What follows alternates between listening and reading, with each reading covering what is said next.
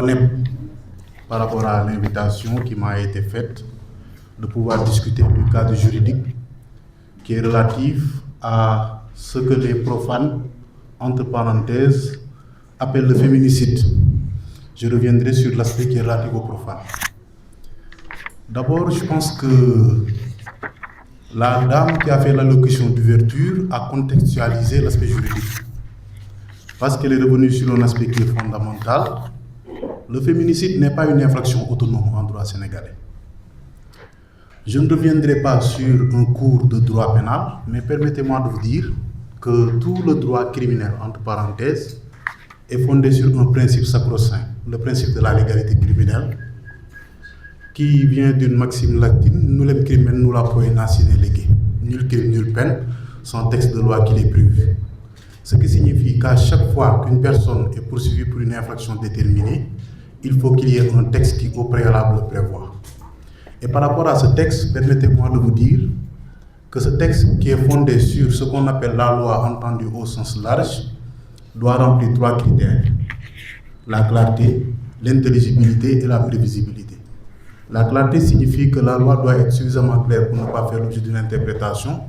L'intelligibilité, c'est son caractère compréhensif. La prévisibilité vient d'une maxime latine, lex manet prescum feriat, qui signifie la loi doit prévenir avant de frapper. Donc, du point de vue du principe, le substantif féminicide n'existe pas dans nos textes. Mais cela ne signifie pas que les homicides ne sont pas réprimés.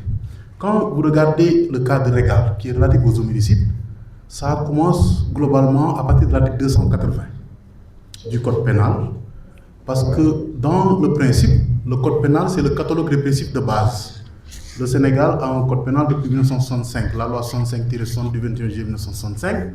Ce Code pénal, au moment où je vous parle, a fait l'objet de 21 révisions. Pour l'instant, ça a été révisé à plusieurs reprises.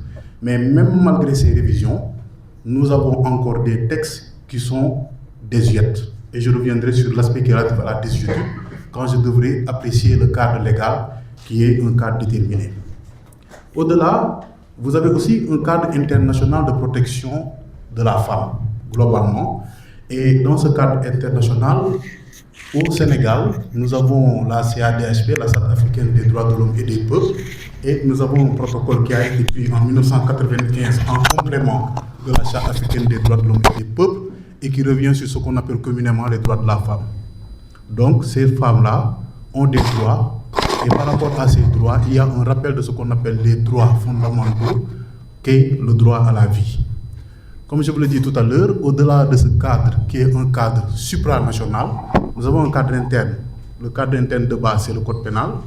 Et je pense que la première disposition légale qui est relative à l'homicide commence à partir de l'article 280.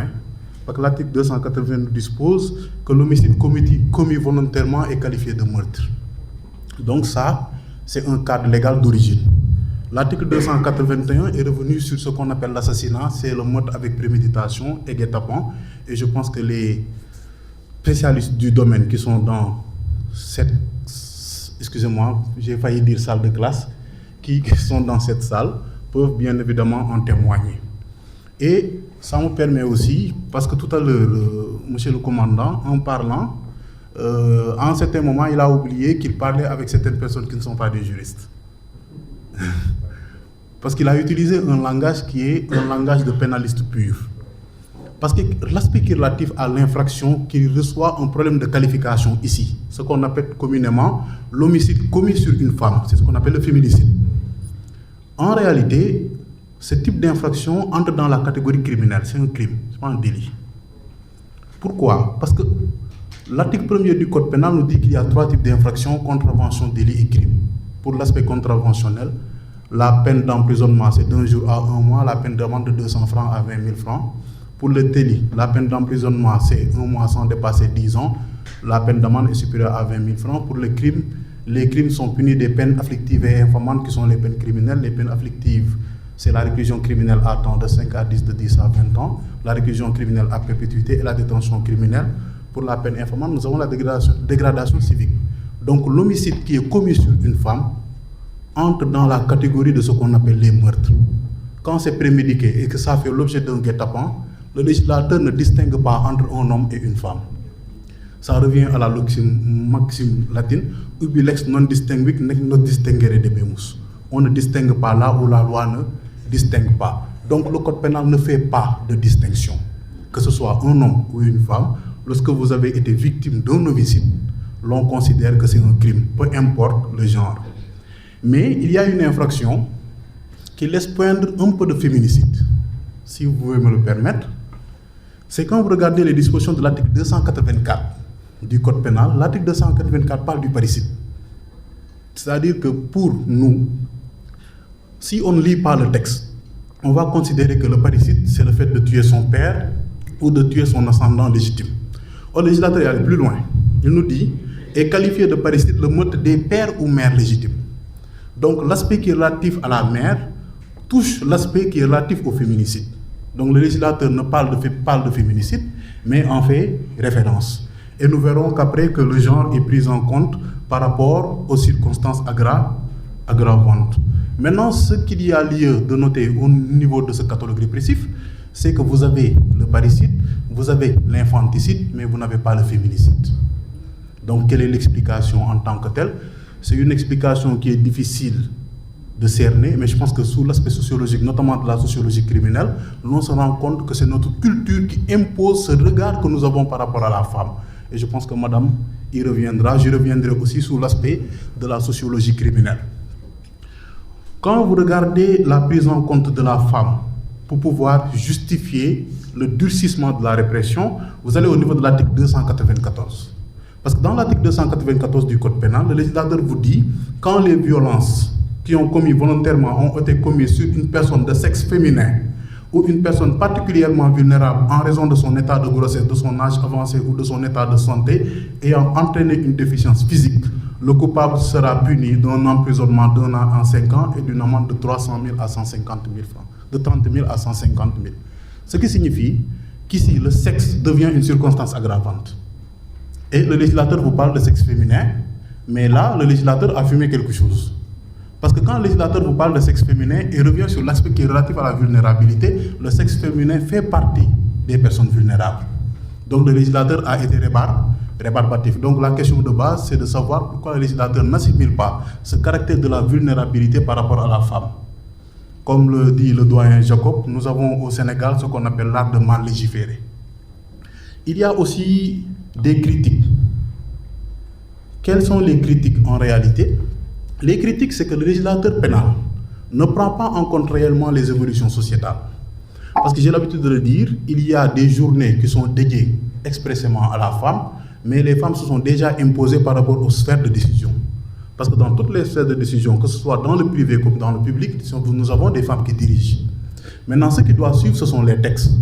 Parce qu'il n'y a pas assez de textes qui permettent de protéger réellement la femme.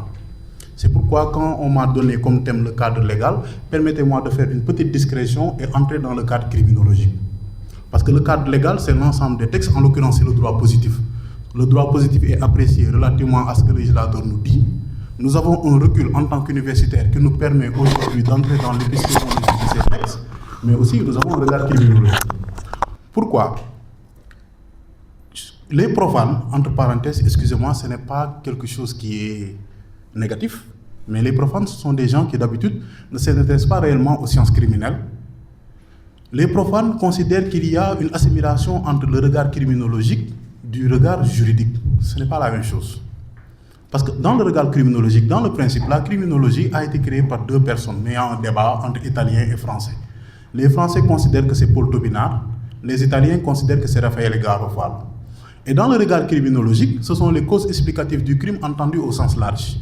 Donc quand on parle de causes explicatives du crime entendues au sens large, du point de vue de la criminologie, les crimes, ce sont des atteintes à la normalité et à la normativité. Donc le législateur fait une assimilation entre l'infraction du point de vue du droit pénal et la déviance du point de vue de la sociologie. Parce que l'infraction est une atteinte à la normalité, la déviance est une atteinte à la... L'infraction est une atteinte à la normativité et la déviance est une atteinte à la normalité. Ce que j'ai l'habitude de dire à certains individus, quand vous sortez dans la rue et que vous urinez, ce n'est pas une infraction, c'est de la déviance. Pourquoi? Parce que la société en tant que telle a une certaine conformité. et considère qu'une personne qui peut vivre en société et veut vivre en société doit respecter certaines règles sociales. C'est pourquoi tout à l'heure, quand on parlait d'une connotation morale, la connotation morale du point de vue de la criminologie renvoie à l'école de Emmanuel Kant et Joseph de Maistre. L'école de Emmanuel Kant et Joseph de Maistre, ce qu'on appelle l'école de la justice absolue, Kant nous disait que dans une société, il fallait se baser sur ce qu'on appelle la morale collective. Il faut respecter les règles morales et écarter l'aspect juridique. Or, une société ne peut pas strictement respecter des règles morales.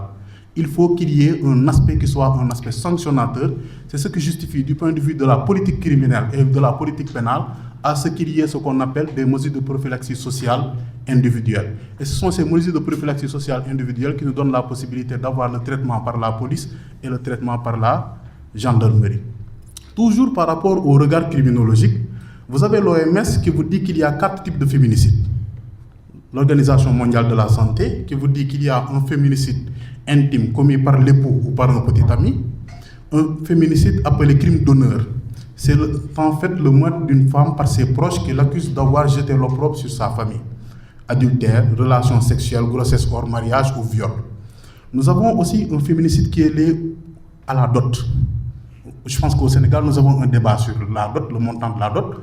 Nous savons que globalement, au Sénégal, le montant de la dot légale, c'est 3 000 francs.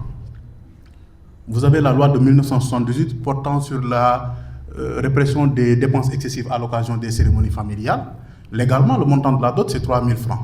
Maintenant, le montant de la dot qui doit être versé peut être cause de féminicide. Au-delà du Sénégal, nous avons l'Inde. Après, je reviendrai sur les statistiques pénitentiaires qui sont différentes des statistiques de la gendarmerie. Nous avons aussi ce qu'on appelle le féminicide non intime, qui est perpétré par une personne qui n'a pas de relation intime avec la victime. Et ça, c'est une dégénérescence. Pourquoi? Parce que du point de vue criminologique, il y a ce qu'on appelle l'anthropologie criminelle qui a été développée par un professeur italien du nom de Cesare Lombroso. Cesare Lombroso considérait que du point de vue anthropologique, du point de vue du physique de l'individu, vous avez des gens qui, naturellement, sont des criminels. Il est allé plus loin. Cesare Lombroso a écrit 2 ouvrages, L'Homo Delinquente et l'Atlas du criminel. Dans ces ouvrages, Cesare Lombroso a fait des études sur 5900 crânes de détenus.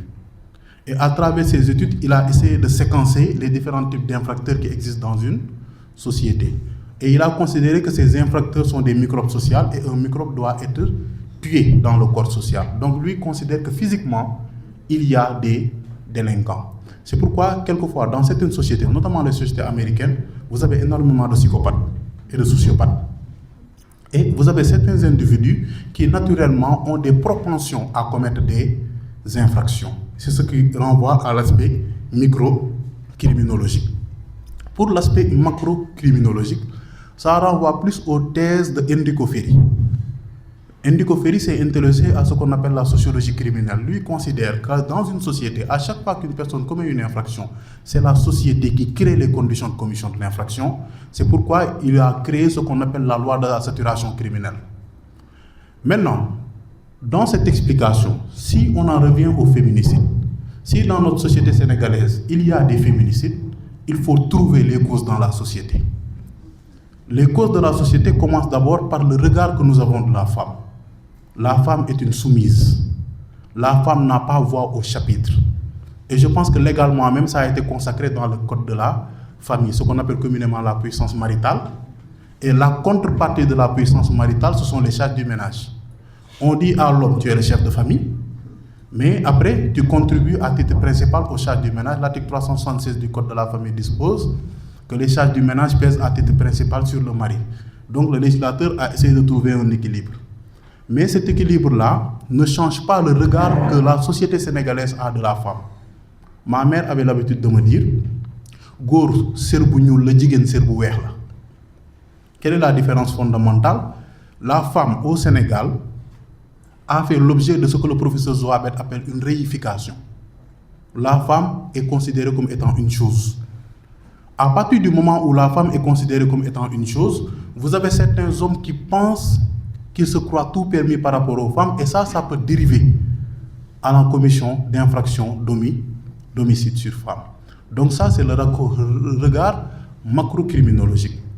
Le regard microcriminologique nous permet d'entrer dans ce qu'on appelle une science, la victimologie. C'est-à-dire, là, on n'apprécie pas le phénomène criminel par rapport à l'acteur, mais on apprécie le phénomène criminel par rapport à la victime. La victimologie comme science a été créée par deux professeurs, il y a un débat, un professeur Hans von Hentig et un professeur Joseph Mendelssohn. Ils avaient considéré que dans une société, il fallait regarder la personne qui subit l'infraction, c'est-à-dire que la personne qui est victime de l'infraction, pour pouvoir apprécier les causes. Ce qui signifie que si on le regarde du point de vue de la femme, c'est par rapport à la vulnérabilité de la femme qu'on apprécie les infractions qui sont en train d'être commises. Je m'explique. Vous avez quelquefois des femmes qui s'habillent, parce que dans le principe, elles ont la possibilité de s'habiller comme elles veulent, malgré quelquefois les codes culturels, et elles font l'objet de harcèlement. Si elles parlent de ces harcèlements, vous avez des gens qui leur disent que c'est normal, c'est ton habillement. C'est-à-dire qu'on est en train d'obstruer les droits de la femme en lui disant carrément que malgré tout, c'est toi qui es la cause de l'infraction que tu es en train de subir. Donc on a un regard qui est assez hypocrite dans la société sénégalaise par rapport au féminicide. Maintenant, le féminicide en tant qu'infraction autonome, il est temps qu'on y réfléchisse de façon sérieuse. Je pense que les Français ont réfléchi, les Français ont fait des séminaires et ont fait des propositions pour qu'il y ait ce qu'on appelle l'infraction de féminicide dans le catalogue répressif. Ce n'est pas un problème en soi, en droit sénégalais, de réfléchir sur cette possibilité. Pourquoi? Parce que la femme entre dans la catégorie de la vulnérabilité et quand une personne est vulnérable, il faut le protéger du point de vue d'abord des textes avant que le regard social en tant que tel n'impose à ce qu'elle soit victime d'une infraction. Monsieur le modérateur, je viens de clôturer ma présentation. Merci.